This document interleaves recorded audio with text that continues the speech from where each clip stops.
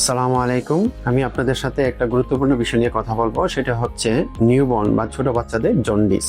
Jaundice হলো হলদে বর্ণের হয়ে যাবে চোখ এবং শরীরের স্কিন গুলো হলুদ বর্ণের হয়ে যাবে। নিউবর্ন বাচ্চাদের প্রায়ই এরকম জন্ডিস হয়ে থাকে, তবে জন্ডিসের প্যাটার্ন দুই রকমের, একটা হচ্ছে ফিজিওলজিক্যাল জন্ডিস আর একটা হচ্ছে প্যাথোলজিক্যাল জন্ডিস। প্যাথোলজিক্যাল যদি হয়ে থাকে সেক্ষেত্রে অবশ্যই চিকিৎসার প্রয়োজন পড়বে, আর যদি ফিজিওলজিক্যাল হয়ে থাকে সেক্ষেত্রে আপনারা এত বেশি ওরিড হওয়ার প্রয়োজন নাই, কেননা ফিজিওলজিক্যাল জন্ডিসটা এটা স্বাভাবিক প্রক্রিয়ায় আস্তে আস্তে ঠিক হয়ে যায়। তো আমরা কিভাবে বুঝবো এটা ফিজিওলজিক্যাল জন্ডিস?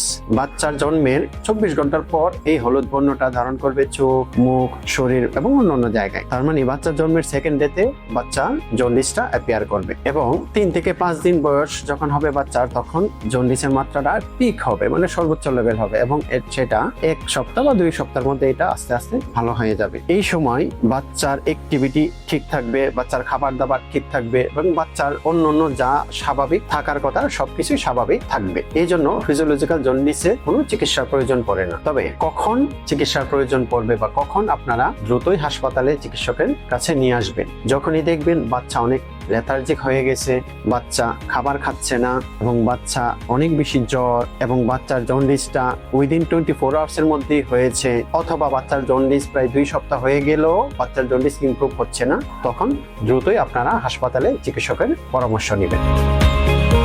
আমি ডাক্তার মোহাম্মদ আনিসুল হক, নবজাতক শিশু ও কিশোর রোগ চিকিৎসক। আমি লাভিডা হাসপাতালে চেম্বার করতেছি প্রতি মঙ্গলবার এবং শুক্রবার। ধন্যবাদ।